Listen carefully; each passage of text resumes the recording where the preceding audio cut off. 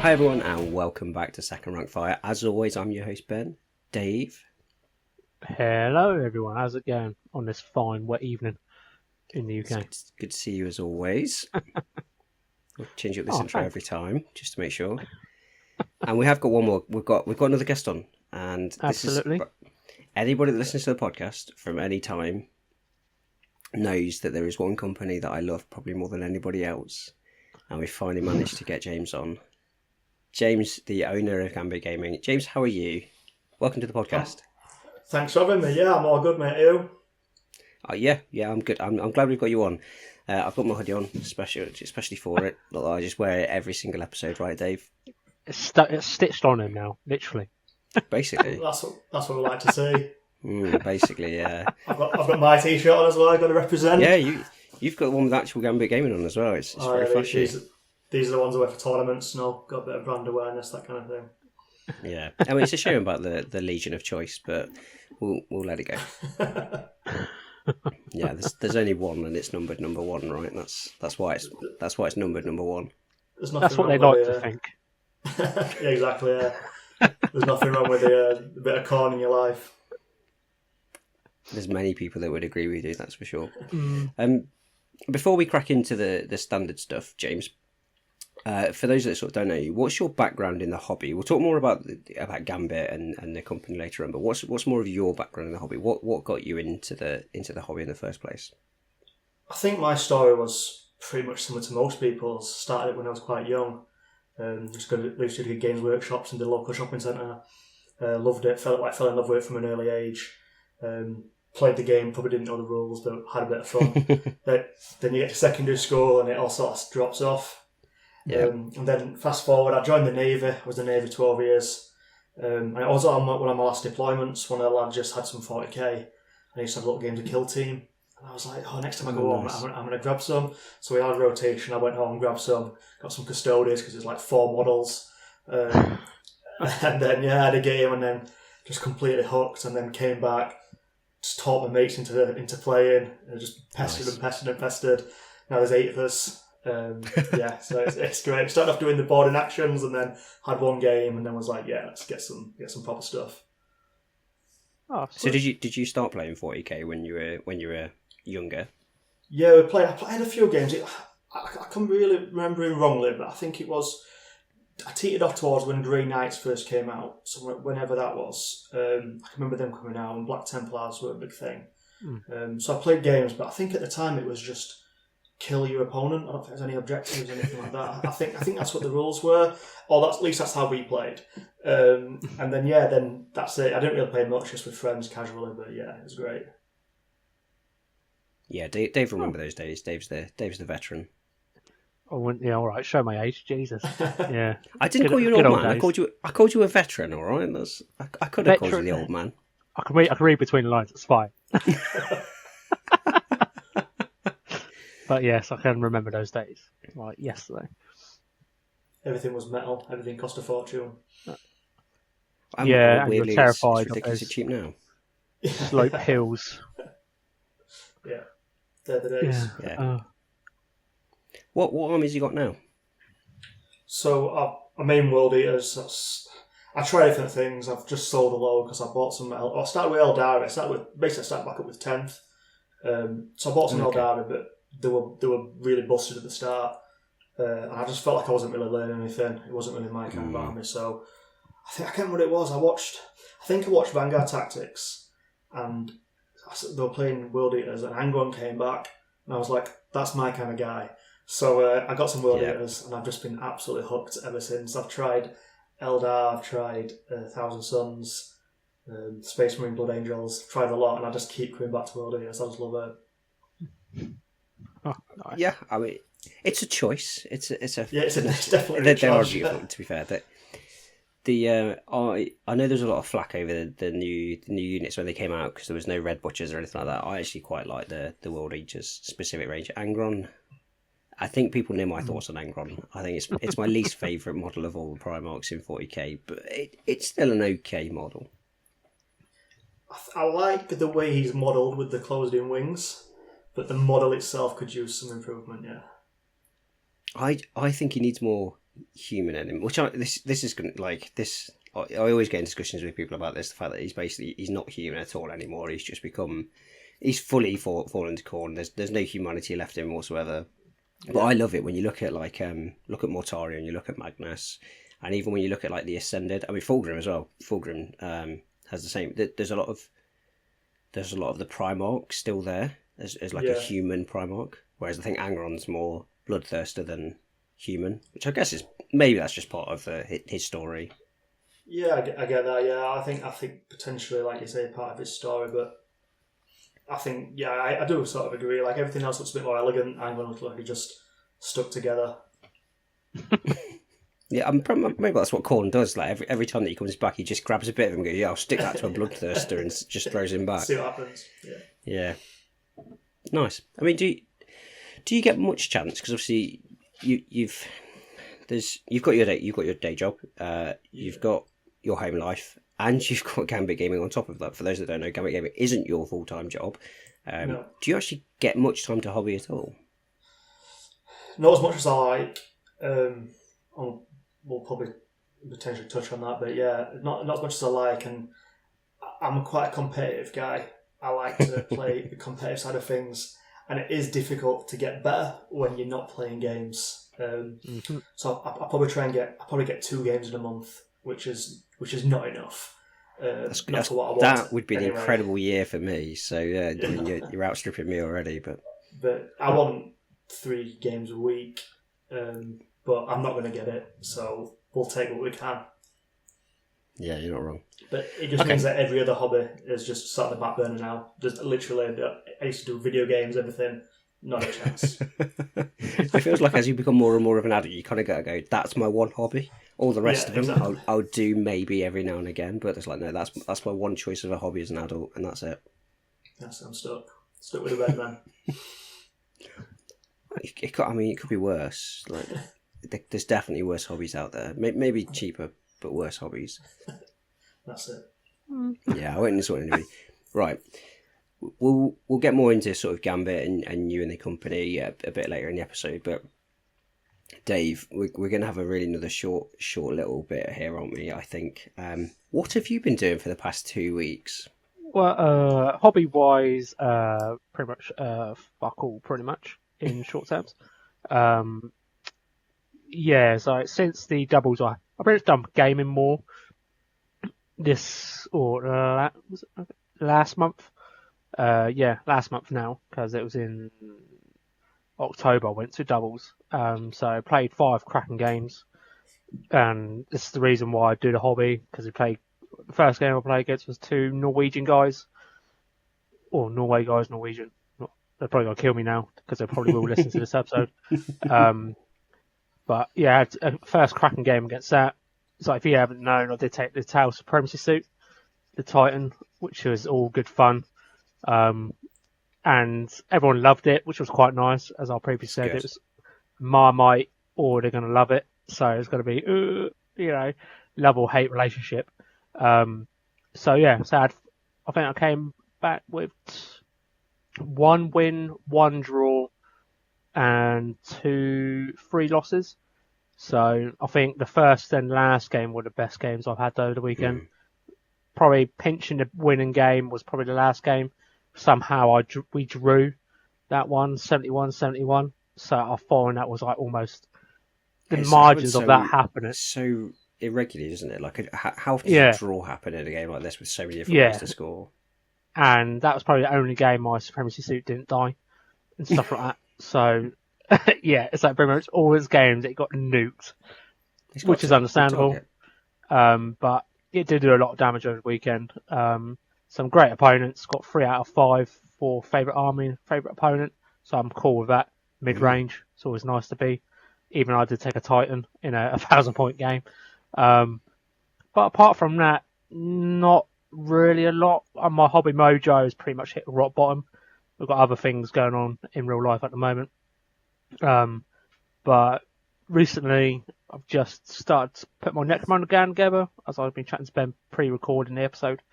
I just thought I'd like to take a massive detour into something else to refresh the palette and I think for me personally, I probably won't play 40k for a little bit because of I don't know if it's me or whatever, but playing the big Titan model in a big game and where the terrain's so dense, I got so hampered so much because I just stayed in my own quarter and I can't move. And I know in terrain terms you can go over if anything's less than 4 inches taller or 4 inches or less, you can step over it. But as if you haven't been to one world, most of their terrains are 4.5 inches, so you can't step your tab over and do stuff and be mobile as you should be. So I think that put a bit of a pin in my balloon. I think with like buying stuff 40k wise. Don't get me wrong, the new stuff coming out for 40k looks amazing. The Ultramarines, the Necrons look great, but I think I'll probably hold out now potentially till 11th drops to see what they bring out and stuff like that. Because yeah, I think it put a bit of sour taste in my mouth. I think. The game's in a weird spot at the minute. You're not the first person that I've heard that's kind of put the game down. I know that talking about Vanguard Tactics, I know that Jake's a really big competitive player, plays a hell of a lot, but I know that he's put 40k down massively. Like he plays way less 40k now. He's got into Star Wars now, I think. Yeah, I can't remember what it's called. It's the card game for Star Wars. He's really big into that. He plays that competitively now. But yeah, it feels like there's quite a lot of people who've moved away from competitive play in 10th at the minute. I don't play enough to really know why. I completely sympathise with you with the movement side of it. Obviously, I used to play a lot of knights. I've sold my knights now. Yeah. For the exact reason that you sort of talked about, like my whole army was effectively 5 big models, and I could barely get out of my own deployment zone. Like every game, because like even when you're setting up your own terrain, it's so difficult because of the level of terrain that you need to make it somewhat fair. It's really difficult. Like as a knight player, in the end, I was just like, I'm not enjoying playing them, so I shelved them. I kind of got to the point where they're on the shelf so long, I was like, I may as well sell them. So I don't know about you guys. It's like when the biggest bugbear is like the infinitely high ruins when you want to shoot stuff. I don't know if you played games like that or whatever, but if you play like Knights, for example, or Titans, that should be obsolete in my opinion. I think it should go back down to true line of sight back in the old days. If you can see the model, regardless of what template it is, if you can see the guy through a window on the other side of the room, you should be able to shoot him, but he'll get cover, for example, and do it that way. But yeah, it's like we don't know. But I feel like, as you said, a lot of people are saying the same thing. Hopefully, GW listen. Don't get me wrong, I still paint some random models for 40k and stuff like that because me and Ben potentially be chatting, doing some challenges near New Year time in the future, doing some random models, get that taste buds going. But I feel like, for me personally, even though I've got my Elder on a back burner now, as all hobbyists here, we know we've got multiple projects on the go, and they would just probably sit in the cabinet for a little bit. I still got my Emperor's Children in the box still, which I haven't even touched. I built like 2 models. That was it. I feel you there. And yeah, I've got the same. Yes, I don't know what is it. I think I don't know if about you, because when I looked through the codex, I was a bit disappointed with the stuff inside it. Because I was like, where's the rest of the chaos stuff? Where's the tanks and stuff like that? I think the only tank they had is a Mauler thing, the Flying Drake thing, and a Land Raider. Yeah. And that is it. I'm like, where's the Predators? The classic, iconic Predator every Marine player has. Chaos or not chaos. It's like an iconic staple of an Astarte army is the Predator as well, not just the Land Raider. So yeah, that's me in a bundle. For my next 2 weeks, I'll probably get my rest of my gang done. I forced myself to do a Necromunda campaign in my local, just to get him. I'm not forcing myself to get him painted, but if I can, I can. I think, as you probably know now, Ben, where I do tournaments, I hit it hard, then I just nosedive off a cliff into the water. Yeah. And it takes me a while to chug get my engine going out of the water again and get it going. So I think that'd be me, get the 8 guys built, and probably play a few games and see what happens there. That's me in a nutshell. You go in squats for Necromunda. Some of the best Necromunda, some of the best models in the. I'm gonna branch it in with 40k, but in terms of the sci-fi futuristic stuff, Necromunda got some of the best models in the range for sure. Oh yeah, and seeing the Forge World stuff, like even not just the squat suits, but like the Van Sar, like almost like a Spider-Man suit thing where it's got multiple arms out and stuff like that. That looks really cool. And just like mainly like the bounty hunters, they're so unique. They're so cool. And cool, and you can go nuts. And I may see if I can learn different methods in painting and stuff like that, just to broaden my horizon and try to get the excitement juices going again. I may go back to old school painting and do layers and stuff like that potentially. Okay. I know, just big step. I know, right? I feel like staring at my younger self in the mirror. Like, I was going to say, paint like a big boy again. Yeah. What's all these layer paints mean? I don't understand this. It's like, it takes me like water down my 5 paints. stages. Where are my contrasts? Yeah, it's like, this doesn't look done. And highlights? What the hell's highlights? Jesus. No, highlights are banned. But that is me. Build 8 squats, have some Necromunda games, learn a new system, and just see what happens. And if I don't like it, I've only wasted like 30 odd quid or something. So it's no loss, is there? So how about you, Ben? So it has been 3 weeks since we last recorded, right? In the last 3 weeks, I've painted 1 model. Yeah, I've really pushed myself. Really pushed myself. So that means in the last 2 episodes, this is getting insane. In the last 2 episodes of recording, so about 5 weeks worth of time, I've painted 2 models. And they're both captains. So I painted my Terminator captain last time. Now I've painted my Kit Bash Dark Angels captain. To be fair, he's got a little watcher on him too. So I can count that as 2 models, right? Because it's 2 models, but I put them on the same base. I can. I've painted 2 models. I've painted a watcher and a captain. No, similar to you, I've sort of fallen off a little bit with my painting. I've had a lot going on in life. Had a lot of like half term happened for the first time for me, and I've had a lot of little ones been ill and all sorts of crazy stuff. Changed jobs. It's been an absolute mad few weeks. So just the hobby in general was taking a bit of a backseat. But I did put paint to my captain. That was kind of using this new technique. Talking about new techniques, it's kind of what's driving me again. So I have started another 5 intercessors. So I talked about before how I was going to do the sort of multiple chapters. I was going to use the new technique to compare against the old one and stuff like that. I've done 5 models or 5 intercessors worth with just the armor panels so far.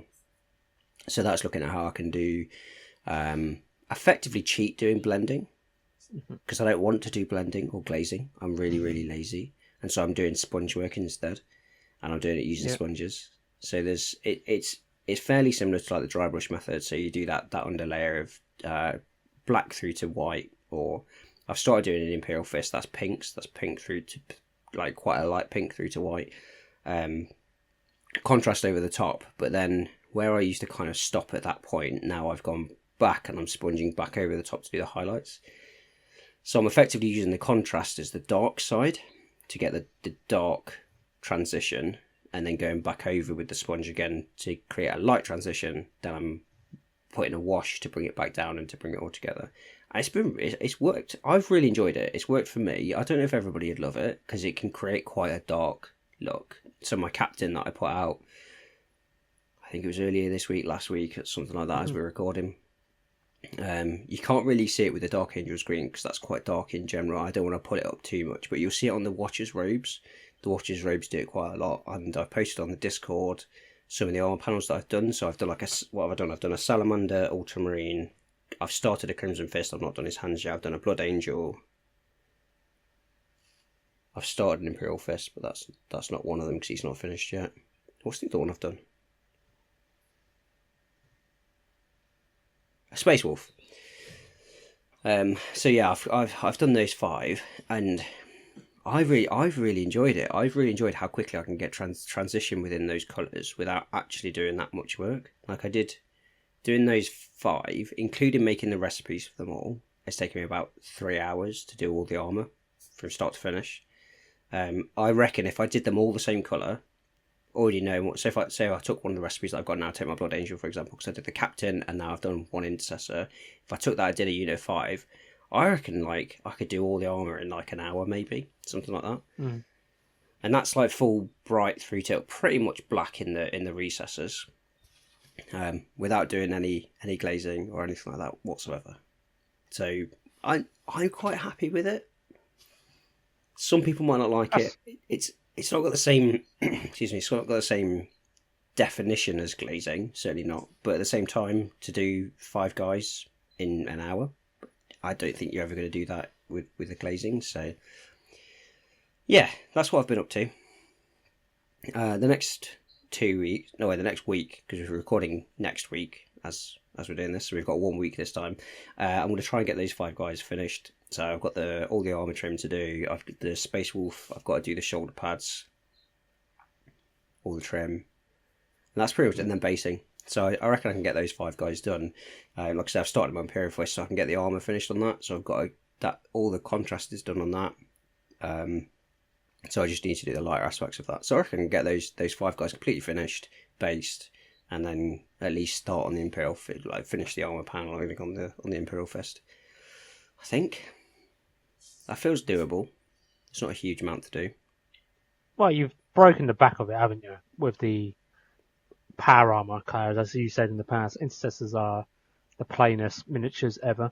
So yes, it's been a bit of a worry because like the way that contrast, the thing is like Intercessors are the prime thing to look at contrasts on. Every contrast is different. It's insane.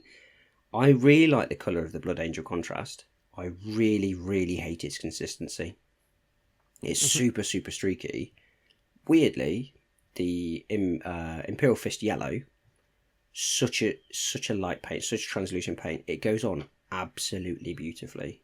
It's so smooth the way that it goes on, and yet, yeah, it's just, and yet yellow is supposed to be this really, really difficult colour. That contrast is absolutely incredible for it. Incredible. it's But the, yeah, it's the Intercessors are prime consistency, for isn't it. it? It's like Yeah. so unfortunately they need, because where their paints are not like consistently good throughout, as you said there, and then it's like certain colours are really great, then there's other colours which are awful and stuff like that, and I feel like they'll never get it right, if that makes sense, because I don't know if it's the pigmentation, if it's the how they do it, or if you don't shake it well enough, or you have to over shake it because it loosens the pigments. I don't know, because Apothecary White's a prime example of that. Terrible paint. that's awful. It's like to me, I find it's like a dirty grey almost. Yeah. It's just not glad dirty you said white, that. but dirty grey. Because I thought it was just me every time I got one. So I'm glad you said that. Yeah, No, it's like terrible. it's alright if you want to go for a different style, like a grim dark apothecary, potentially. Because I did one the effort you've got to put in though, because it's such a horrible paint. The amount of effort that you've just got to get it so it's mixed properly. It's just it just feels like it's not. Maybe I need to get one of those vortex things. That's supposed to do it quite well, but it's just it just settles super quick. Even when you're using it, it settles horribly.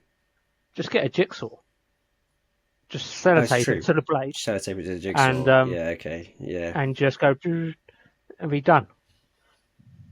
Yeah, tricks of the trade from Dave there. That's a free one for everybody. Please don't cut your own hands off. We're using the jigsaw. Yeah. So I don't take any liability for your self harming, etc. Just put that in there now. So yeah. Also, if you want to cut a model off a sprue, chainsaws work really, really well. Yeah. Cut through beautifully. Try a hunt that in the garden. There's always that guy. Yeah, a bit just bing, bing, bing, yeah. Oh. It's how Space Marines put a model together. Just whack out the chainsaw and just like done. Yeah, just follow Titus' example, and he's like a master at that. Yeah, for sure. James, I know what your answer is going to be. Have you managed to do any hobbying over the last 2 weeks? No. I think that, like I said, we spoke a little bit off air. I've just moved house, so it's it's been difficult. We have an extension built, it's not gone to plan. The studio was meant to get built for the workshop, not gone to plan. I'm now doing it all myself. The shop was meant to open on Monday, it's now Wednesday. So hobbying's been difficult, yeah. I've got a game booked in for next Thursday, so we'll see if I make it. Yeah. It's been a difficult one. It's prime though, isn't it? Like obviously, between the three, so I've painted 2 models. We can say that. Plus, I've done some. Dave's played some games, and you've managed to. It feels like that's just life as an adult. Sometimes it's just what happens. Complete set. Yeah. Yeah. Normally I'm pretty good. But yeah, I've been terrible. Yeah, absolutely terrible. I've had to cancel RTTs, everything. Yeah, it's not been good. That's crazy. Yeah, but the pleasure's what can we do? Everybody. Yeah. Apparently, go back to being a child with a disposable income. Yeah. That's what we all need, right? Yeah, of course. That'd be nice, wouldn't it? Yeah. Can you imagine? Oh god, I'd have bought so much plastic if I'd had a kid had money as a kid. Anywho, right, let's get on to the topic of the podcast. And so, James, this is just going to be you talking for like the next hour, right? This is going to me and Dave can just sit back. No pressure. Yeah, no pressure whatsoever. But like I said at the start, obviously, Gambit Gaming. I'm gonna put it out there now. I normally leave this bit to the last. Gambit Gaming, one of my favorite companies in the hobby. Obviously, you used to have quite a long time. We were speaking about it before. It's been about a year since we started chatting about it, and since obviously you sent over the T-shirt for me to have a look at and stuff like that. And I have bought quite a few other things from the website now. Yeah, you're even part of the Club Forge now as well. I am. I've worn my Dark Angel stuff rather than the first rank wargaming stuff. But yeah, obviously you do make the first rank wargaming T-shirt as well, the official one. So yeah. Like Gambit Gaming, amazing company. For those who haven't heard of you or perhaps haven't looked into it too much, James, can you just give an overview of what you do? Yeah, so we create inspired by clothing. So it's not just inspired by wargaming; it's inspired by video games as well. It's all quite subtle logos. It's all embroidered, like a little logo above the chest, and it's all high quality clothing compared to the rest of the clothing you can get in the space. I did it just because I'm trying to find clothes that I wanted to wear out and about. I couldn't find anything, and it always seemed to be a bit of an afterthought when you wanted something like you liked. So create this brand, and like I say, hopefully people like it. I mean, I know I get quite a lot of good feedback, so hopefully I'm doing something right. I'd definitely say that you are. Like I say, anybody that watches the podcast will know, because I am generally wearing one of your T-shirts. It's the same out and about. I do wear them a lot. They are very, very comfy, and yet, like you say, it's like when you see a lot of hobby clothing, it tends to be that almost bandesque type stuff with the big design on the front or on the back and stuff like that, which depending on where you want to go, say you would like to go out for a nice meal, you can't really wear those sorts of tops. You can, but not necessarily want to. But actually the tops that you've got, because they're nicely embroidered, they're quite a subtle design, you can wear them pretty much anywhere. I've worn them to work, I've worn them out to eat something, I've worn them to walk the dog.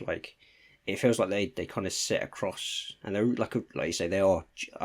Maybe I'm biased. They are genuinely really, really good quality. I really love mine. Yeah, thank you. I mean, when I set out to make it, I didn't want to have just cheap quality clothing. That's the main thing. Just throwaway fashion. I'm not really for it. I wanted something that people can buy. It'll last the test of time. That's why I insisted on embroidery. When I started, I wanted to do embroidery. And yeah, like you say, I was at Leeds GT, and I know I'm going to say this because it's my own brand, but I was at Leeds GT, at full gamer tournament, I went out for Nando's afterwards, and then went to a pub for a pint, all in the same t-shirt. I didn't smell, but all the same t-shirt, and and you can just say, I wanted something I could wear anywhere. I sponsored, but about the same time I reached out to you, in January, probably about 6 months before that, I sponsored another podcast, a video game podcast, and Jordan Middle on there, he's a famous video game journalist. He said something really good, it's always stuck with me. It's clothes you can wear without getting your head kicked in. And it stuck with me. And I know that's not for everyone, but I get what he's saying. It's clothes that you can wear anyway. It's not too loud. It's not too brash. And yeah, it just really stuck with me, that quote. It made me laugh a little bit. And yeah, that's what we're trying to go for. Go on, Dave. Oh, is it me? Is it my turn? Okay. I'll let you go. Yeah, I'm just going to keep gushing if I keep talking, so I'll let you. Well, I mean, if you haven't listened to his previous episodes, he's like this with every guest. He gets really excited, bless him. So what was the inspiration behind the designs? I know you said, like, is it certain things that you like personally, or do you branch into other avenues, like you said, like gaming? Because I've seen on your site you've got Sonic, which is a classic. Yeah. You can't beat Sonic, one of the best games ever in Sega Mega Drive, to the kids that don't know it. So what was the inspiration behind picking certain designs and stuff like that? Because there's such a vast variety. You're spoilt for choice, aren't you? Yes. Do. So it all started like a little bit of background on the business. Really, it all started. I was in the Royal Navy for 12 years. Yeah. And during COVID, I was on this like rotation where I did like 12 weeks away. I had 4 weeks back, and then that turned into like 16 weeks away because we had to isolate. I stayed in the room for 2 weeks, and I literally had nothing to do. I was just so bored for 2 weeks and just kept happening. And when you've been in the Navy a little while, they give you a little bonus. And I thought, what can I do? So I sat in the room just like trying to do. I thought, I'm going to do a business. I'm going to make something to do. I don't know what I'm going to do. And then I was really into video games at the time. I loved everything. I had a massive man cave. So I thought I started making designs that I'd wear and games that I loved growing up. And I thought this will definitely hit with some people my age. I'm 35, so there's a certain type of like person who grew up with me who want to wear like this kind of clothing. So I started off with like a Dark Souls inspired one called the Bonfire. That was the first one I made. I did the Spartan. All games that I loved, and then I started going, okay, what other games did I like growing up as a kid? And then I just started spiral from there. That's when the Blur and the Fox and turned up, and all the other games that did the Wumper. I wanted designs that were instantly iconic and recognisable, but obviously the ones that I could take inspiration for, not just like copy a logo, copy a design, because obviously we're very careful with that as well. Which we are, and we try make sure everything's unique. We don't reference any games or anything like that. So that's why really. And then as I got into like wargaming hobbies, that's when I started thinking, okay, this could transfer to some of the wargaming stuff. What people go to tournaments, things like that. And then I've got designs for different types of games, card games. I've got designs ready to go, role playing games. It's just adulting. It's just time getting them out. Yeah. Oh, that's awesome. So how do you get around the copywriting? Because of where it's such an iconic image, you must have to tread carefully, especially with GW, because we know what GW's like with the lawyer rulebook these days. Yeah, 1,000%. And I would say, we're going to be very careful. Like I say, we try and make sure that everything we do is our own designs completely. We don't copy anything in terms of any logos or anything like that. We don't pretend to be official. We make sure we've got disclaimers on the website saying we are not authentic. It's just all inspired by the things we love. And I think to start with, I did try and go like a little bit close to things, and I pulled them off the site, that kind of thing that I didn't think were appropriate, or tried a little bit too close. And when I launch a store now, I've got 15 more designs coming, all tabletop inspired, and they're completely different. They're nothing like anything like this. I've got like one which is basically a guitar with a sword next to it, like for like Slaneshi type stuff, like completely different. And obviously that gets around it completely because it's just inspiration by. But you probably find as well a lot of war games and a lot of lore and things take inspiration from other things. Like look at Ultramarines, for example. They're literally using an Amiga symbol. Like sometimes you just can use the symbol because that's what it is. Again, not copying the exact symbol, but using a white Amiga symbol onto a blue T-shirt. There's nothing wrong with that. That's how I do it. I don't know if I'm doing anything wrong or right. I've not been told anything different so far. Maybe after this podcast, you'd have been told by now, that's for sure. Yeah, exactly. So, yeah. Oh, that's how I get. that's sweet. That's how I try. But again, it's not. I don't want to copy. I don't want to just do it. I want to be. I want to just pay homage to the tribute the games I love. Ideally, don't get me wrong. Like, it would be amazing if I could start doing official stuff. It'd be amazing, but I don't think I'm ever going to get there. Especially with it doing what I'm doing now, something for not like part time. So, but yeah. So for now, just inspired by the and just like I say, take a bit of artistic freedom, really. Oh, sweet. Go on then, Ben. I can see you biting at the bit. No, it's interesting because you kind of hinted into that. So you are just doing this part time. You do have a full time job. Like how much work goes into Gambit Gaming? Like how do you manage that with the rest of life? With great difficulty. I'm probably doing some weeks like 80-hour weeks. It's not easy. I've got a business partner, John, who was a massive help. He jumped in and helped me out right at the very start. He does all the boxing up for me. He controls the stock. But everything else I do, the embroidery, the logos, the website, the networking, the advertising, everything like that. And I have started getting help with that, with the advertising side of things, because I just need it. I don't have time. I've had my cousin help me in the past. She's been great, taking photographs, and I've had a lot of help. But it is difficult. Like I say, I work full time. It's getting a little bit easier because I used to work shift patterns. So I do like 5 shifts on, 12-hour shifts. It's like 14 hours of travelling. And then I'd have that for 5 days. So then I'd have 5 days on not fulfilling orders. So then my day off of nights, I'd get up after like 3 hours sleep and then just be doing like all the t-shirts all day. So it was That's brutal. But yeah, it was horrible. But now I've switched to Monday to Friday jobs. I finish at 3 every day.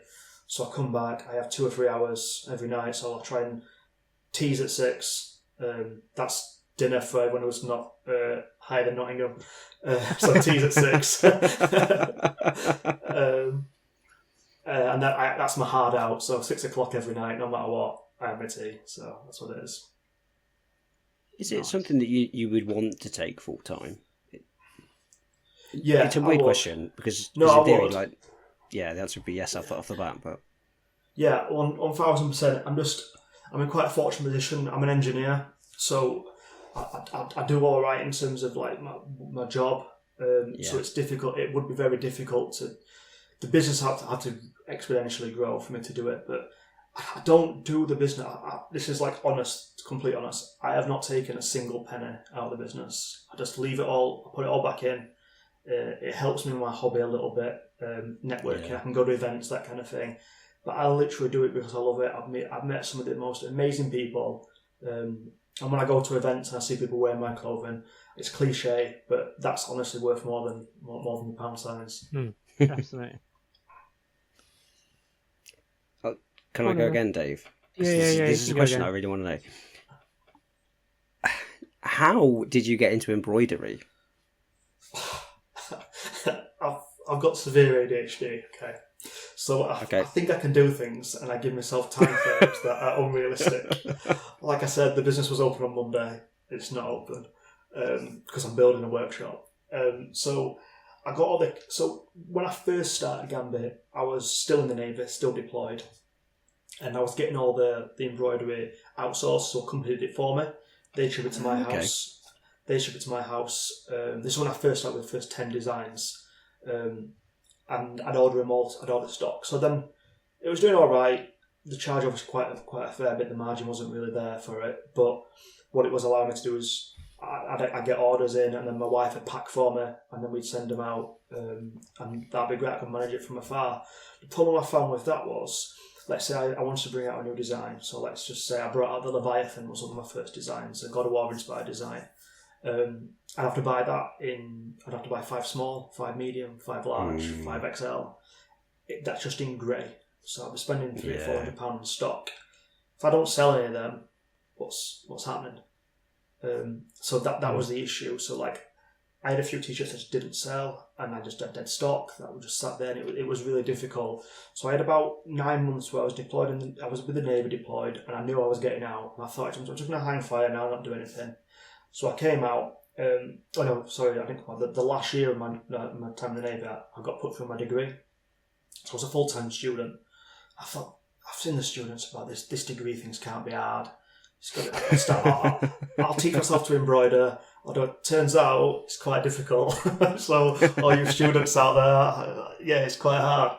So I got an embroidery machine, and I had literally like 2 weeks before I had to learn to design, like do the designs and teach myself how to embroider. So I just had YouTube up on one screen, like on my other screen in the Mac I had design studios going off Photoshop, doing designs while listening how to embroider. And that's literally how I learned to embroider. Yeah, because it's not like a usual skill. Let's be honest. It's not like something that most people can do. No, it's getting easier. So it's getting a bit like 3D printing. Once you've got the design, you can put it in. That does it for you. There's a little knack to using the machines that I've tried teaching people, because I think it's quite easy now. I've tried teaching people to help the load off me, and everyone seems to think it's quite difficult. But I love it. Like, I put a podcast in. That's what I said. I'll listen to you guys, or listen to like Vanguard and anything like that. Put a podcast in, and I just get on with it. But now I've got 2 machines. I do it all myself. Now it's all in house. So every order you get is all made to order. So I don't hold stock. So now all I do is I get the t-shirts, put my logos on them. My old dear mum, she sews all the logos on for me by hand. And then I do all the embroidery, and then John, my business partner, he ships them out for me. So we're a very small business, quite family orientated, and like I say, every single t-shirt is stitched by hand. And I get people asking me sometimes, can you show me mine being made sort of thing? So I've done it a couple of times where I've tagged someone in their t-shirt, showing it how it's been made and how it's packed. That's really cool. Really, really cool. Mm. I love it. Definitely. I thought it was all like automated, like you could get the machine to do it yourself, but that's just how I opened it up. No, the machine does it itself, but... Oh, does it? Oh, okay. Yeah, so the problem I've got is the 6 needle machines. So my machine's just got 1 needle, which means you can put 1 colour at a time in. You can get bigger machines. We've got 6 needles, so it'll automatically change colours.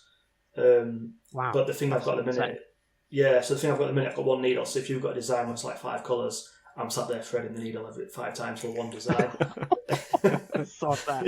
Yeah, it's time consuming, and the thing is as well, I can like sort of work out. So if I see I've got like 10 t-shirts to do today, for example, I know roughly now from experience how long each of them designs take, and there's nothing I can do to speed that up.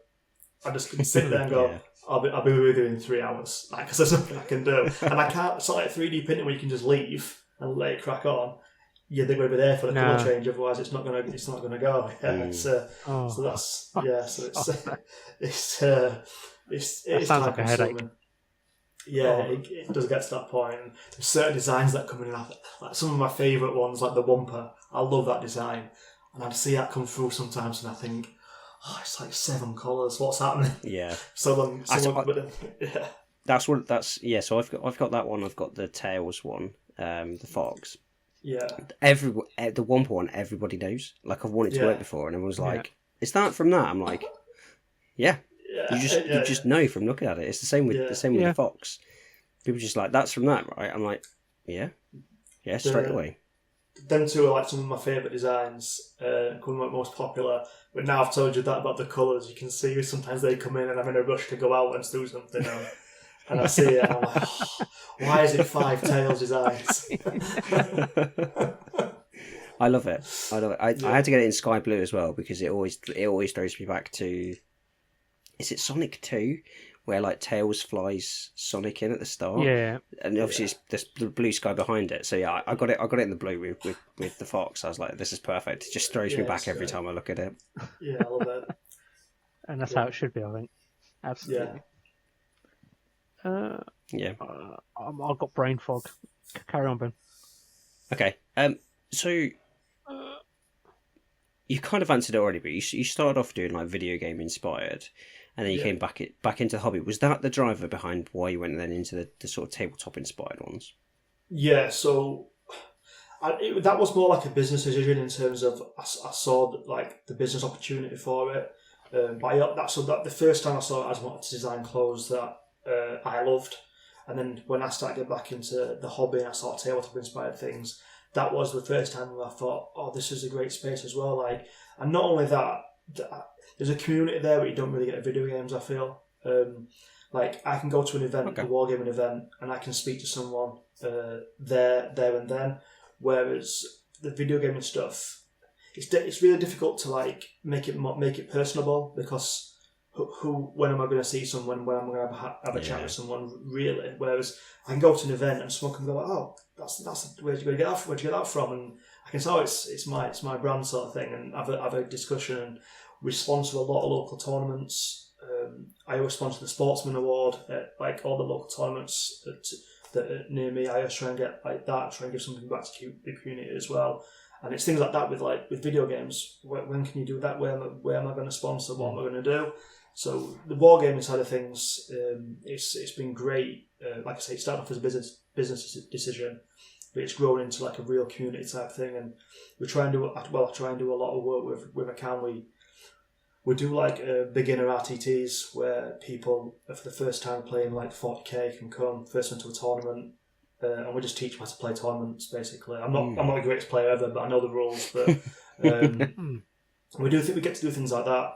Whereas, like I said, the video game side of things we don't. So that's the reason really. It's making it a bit more approachable. Do you, because of that community, do you find you get more engagement on the tabletop side, or purely because of the size of video gaming? Do you feel like you get more business from one or the other? It fluctuates. You can definitely tell when like the tabletop games are in a good place and they're not. In terms of like when like things are broken or people aren't engaging, you can definitely tell. But I'd probably say that the tabletop stuff is our number one, probably by quite a way now. But that's the thing we push the most, and that's the way. Like we sponsored you guys for a bit, and we sponsored Vanguard Tactics for a bit, and it's the things that I enjoy and I engage with. We do like things with like 6++. A few of the teams that are coming releasing soon, but we do things with that, and I get to do the things like you said yourself with the first round wargaming on the Club Forge. We get to do things like that with communities in the space, so that also helps promote by word of mouth a lot more than the video game side of thing would do, because people might come on and buy a first round wargaming t-shirt and then see something in the hobby that they like as well, so it just sort of snowballs like that. Yeah, I guess that's the thing, because if like you go and buy like a 6++ or something like that, you get the t-shirt in. People should go and buy a first round wargaming t-shirt. I'm going to throw that out there 100%. If somebody like went and bought one of my t-shirts or one of 6++ or one of the VT ones, because obviously you got the VT, the Vanguard Tactics ones in there as well. Yeah. I think the moment you get it in, you sort of you see the quality, you feel the quality yourself. It does push it back, doesn't it? And there's so many, like Dave said earlier on, there's so many different designs there. You're almost certainly going to get what you want. Yeah, 100%. And again, that wasn't even like the. I'm a terrible businessman, I must be, because I don't really do many. I don't do many things on like business decisions. Like it's the Club Forge started off. I used to do something. Well, I still do something called The Creators, which is when I did video games. You're small streamers who just wanted some of their own merch, and I got talking to a guy. It's called Thaddeus16, so a little plug for him there. It's like a young streamer, and I saw he was buying merch from and he was like. We had a conversation. I think he was like buying it in bulk, and it was probably costing him quite a bit, because I knew how much it cost for me when I was getting it outsourced. And I just thought, it's got to be a better way. And I said, look, why don't I just do your t-shirts for you? People can just order from me. You don't have to order anything. You've got like no skin in the game in terms of having to pay anything up front, apart from like a little embroidery fee we charge, which is just like the design like being digitized. And then you don't have any skin in the game. You can just literally promote your stuff, and you get a kickback every time something sells. And if nothing sells, so what? You're £20 down. Do you know what I mean? That's it. Yeah. If you sell a few t-shirts, you get, and it's also a way. Then back to me is they push them to the website, they buy something, and then obviously buy something from me as well. And it's a real good way of helping, like say, podcasters who like yourselves. Like, why on earth would you have? And I could probably fire a question back too, like, why on earth would you have a backroom full of clothes that you might never sell? Like, why would you do that? Just have it hosted with us, and then if you sell 5, you sell 5. If you sell none, you sell none. It doesn't matter. Yeah. Yeah. It's really difficult. We'll talk about it more in a second, actually, because it's worthwhile. But obviously, when I first started just seeing you do that, I messaged you instantly. I was like, I'm well into this, because instantly, because when I saw it, I was hoping you were going to do it for the longest time, because I've looked at it before and stuff like that. Like, obviously, embroidery for me is definitely the way to go. My old first rank fire stuff that I've got embroidered cost way more than it should, and it was one of those things where I was like, I could just go and order a load of these, or I could use these sites where you can kind of like order one off, but they're so expensive by comparison.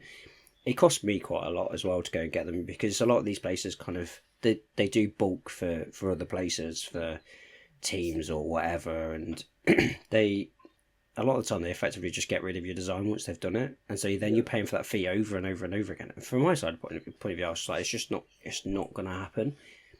And then I saw you doing it, and I was like, absolutely, I'm getting involved with this, because there's like I said, I love the quality. I'm really happy with it, and obviously I just got the new logos as well and the new name and stuff, so it was like perfect timing for me. Yeah. So I jumped straight on it. It was it's great.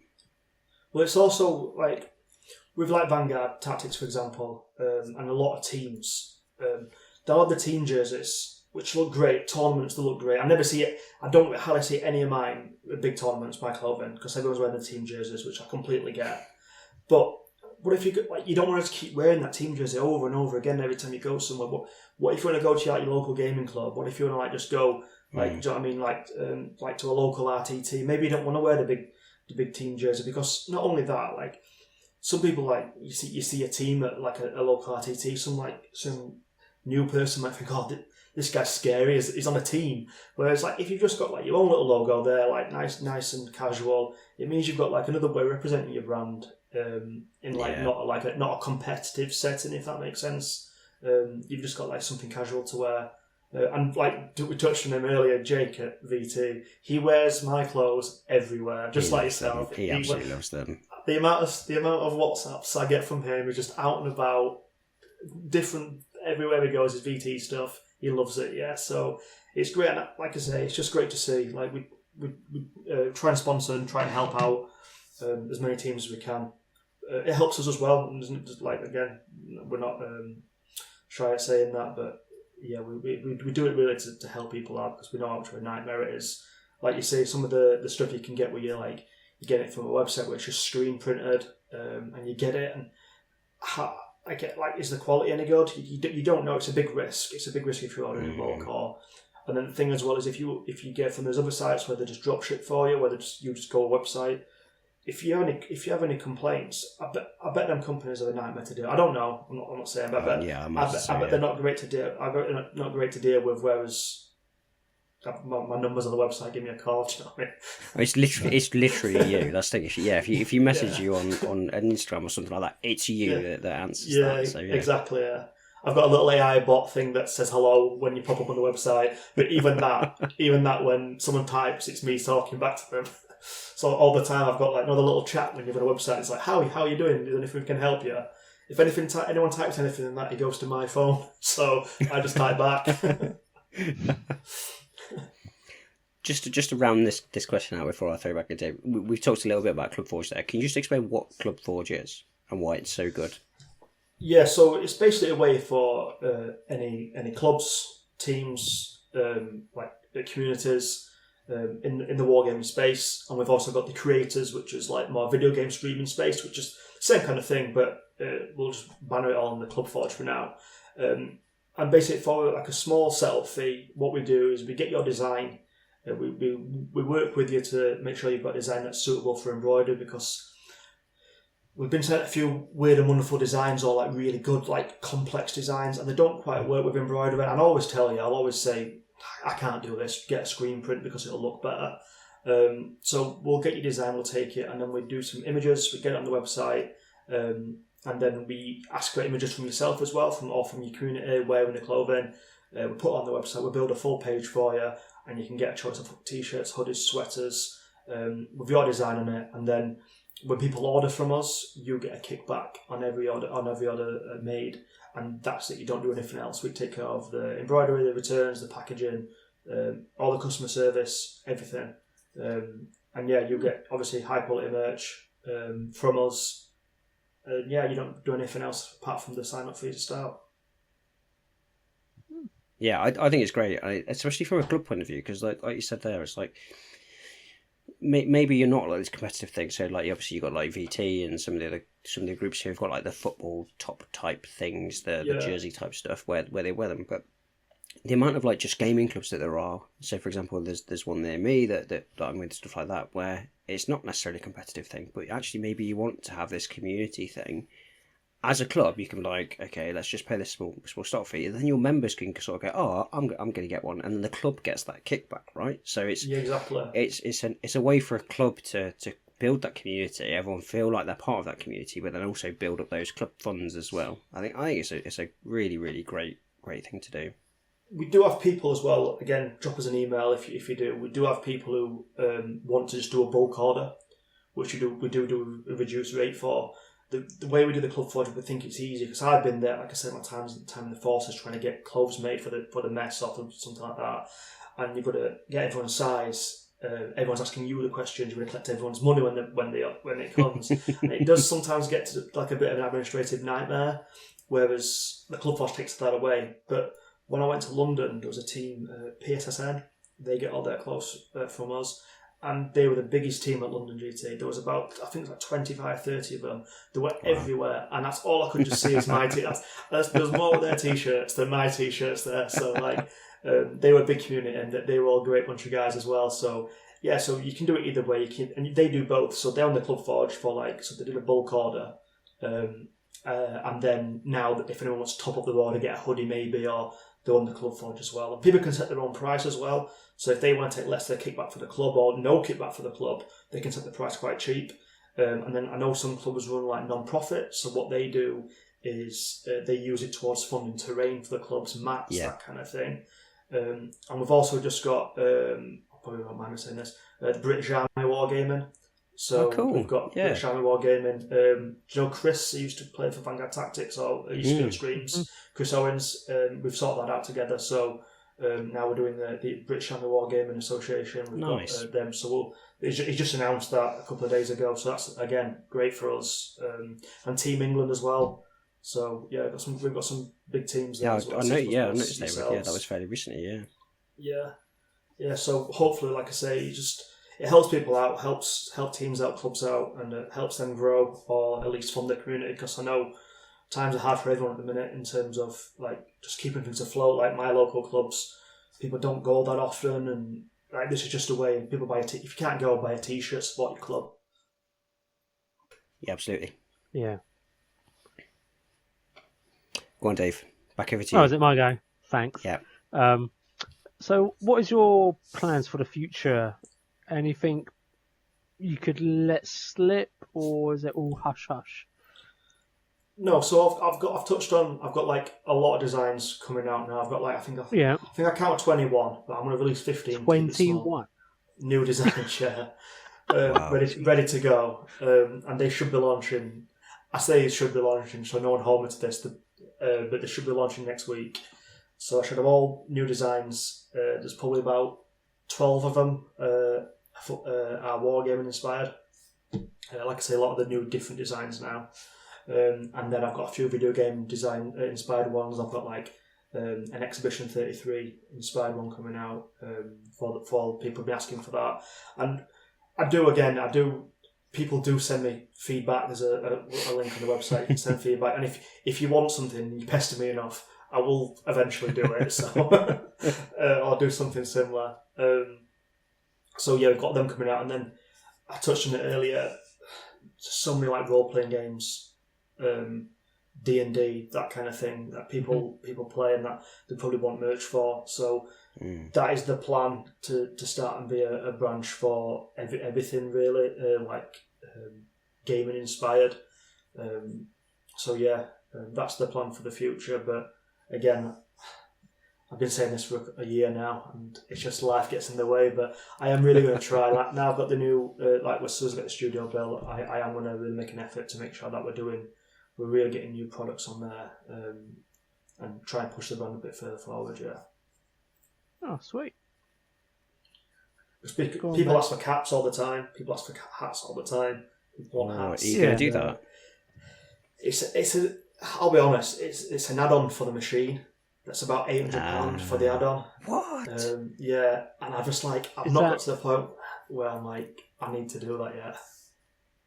Is that, how is that? Is it like a shape of the head, and it just sits on and it just does it? Yeah, exactly that. Yeah. Oh, yeah, okay. Okay. It's literally like a round dome, like a hat, and you put the hat on it. It locks it into place with the peak. Yeah. And then the machine just stitches onto it.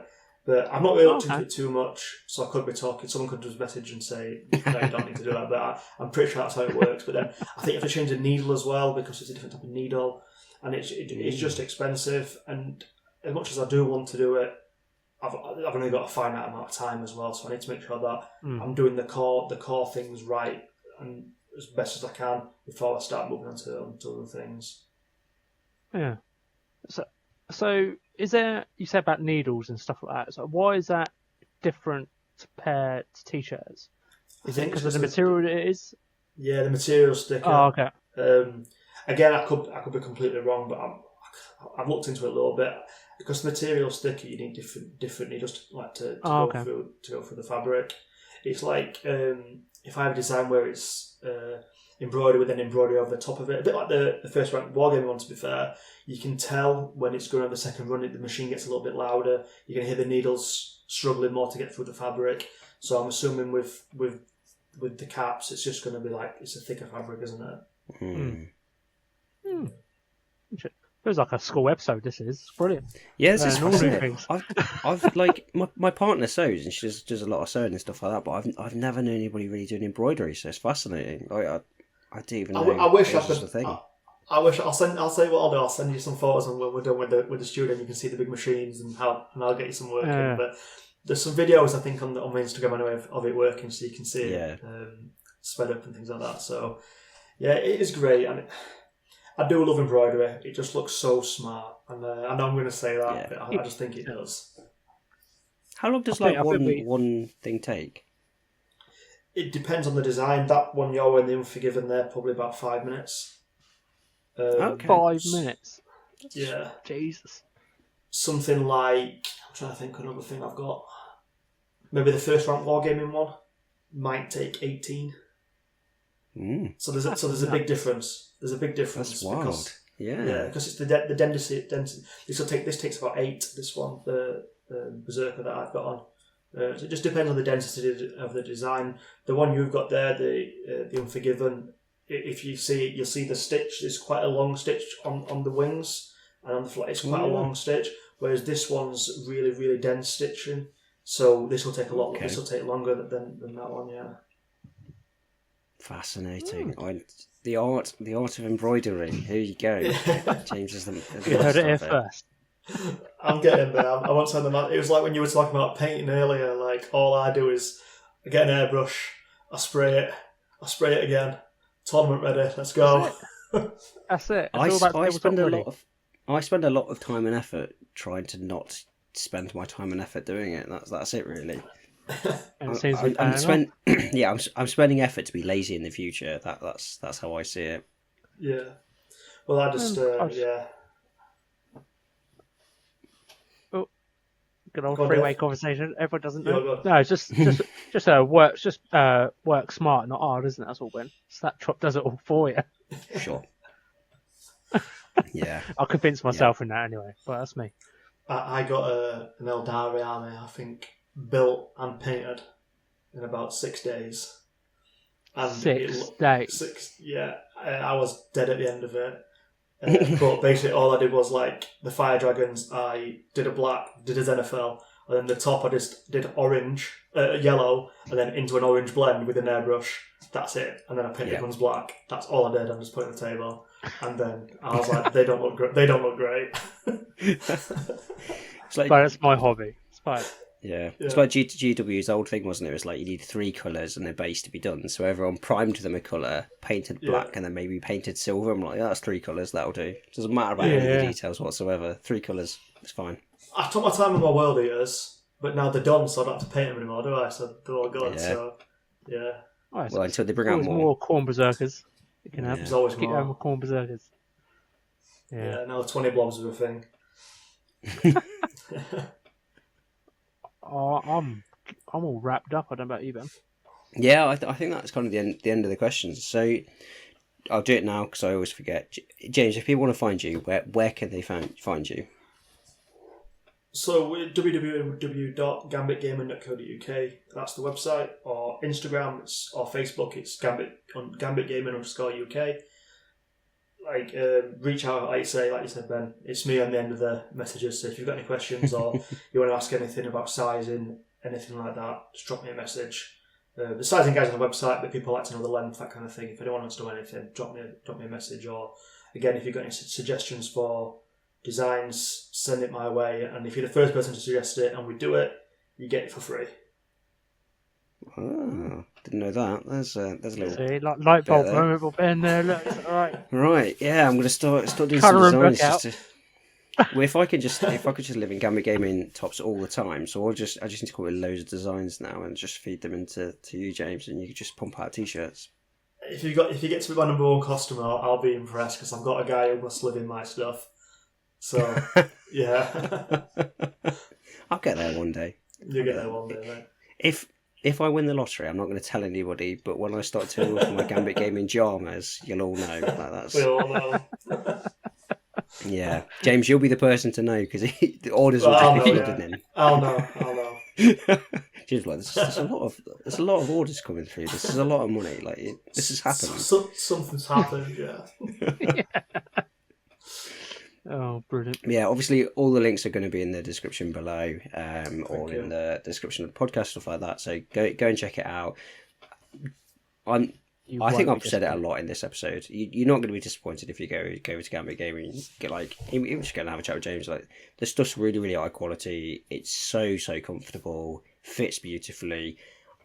I do this I feel like every single episode I rave about Gambit Gaming, and I'm just going to put it out there. Like, there you go. Well, if you want to see 22 episodes, Ben's in every episode of video and he's had a Gambit t-shirt on in every single one. I think I might. It's very, very close to all of the episodes of Second Rank Fire. I've probably worn a hoodie or a t-shirt or something like that. It's... Yeah. If that doesn't speak volume, then I don't know what does. No, thank you, James. Obviously... The First Rank Wargaming top is over on the website as well, so obviously you do make my stuff as well, so I appreciate that, and it's like any kickback comes back, and it's just going to go into the channel. So go and check it out. Go and check out all the designs. I don't care if you don't get a First Rank Wargaming one. Go and get something else. There's so many different tops out there. It's well worth checking out. Thank you. Yeah. Next episode, Dave, we're going to be talking about some of the reveals. We're going to do something. Yes. Topical. Topical. Yeah. Let's go with that. Yeah. Yeah. With the releases of the Warhammer World Championship. God, say that really fast when you're drunk. And yeah, just chat about that, see what we liked and stuff like that. Just a bit of a chilled one, I think. Because as it's going to get busy for everyone, as it's only like 6 weeks away from that word where no kids, you want to say around kids these days. Yeah, we won't say it just in case the kids are listening. Yeah. But no, so it'd be quite cool. Just everything from whatever was revealed, and we'll give our thoughts and opinions. That's about it, really.